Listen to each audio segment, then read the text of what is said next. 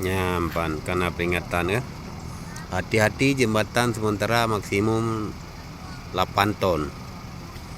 Bagi yang muat lebih tonasenya daripada 8 ton, dihimbau tidak melewati jembatan ini karena ini bukan jembatan permanen ya. Jadi kudu patuh aturan.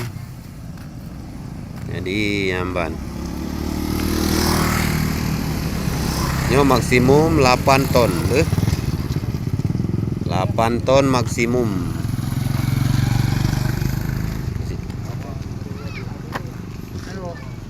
Halo jalo update-nya sih.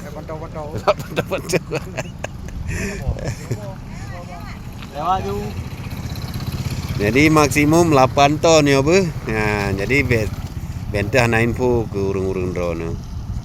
Jadi nyo lebih tonase rimbaknya nyo dikhawatirkan ambrolom jembatan karena kan jembatan permanen bu. Ya, kondisi jembatan. Jadi emang lagi himbauan 8 ton ya 8 ton. Lebih himbaknya kaji riskan ya.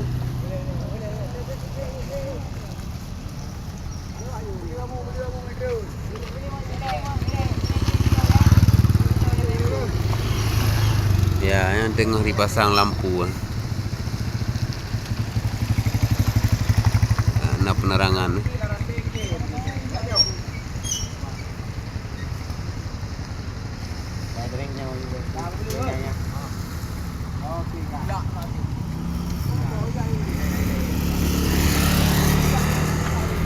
Pai cho iu no dari kru.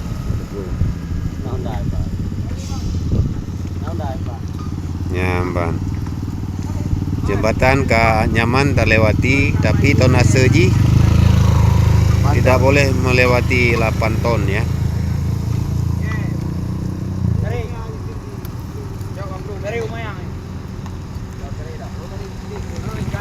Nyo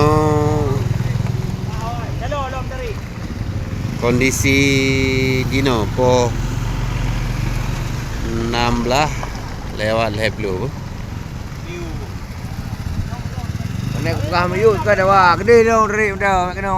Jadi lagi yang mentang informasi yang dapat long update Mbak tanggal 10 Oktober 2020 jam 16.30 waktu Indonesia Barat ya.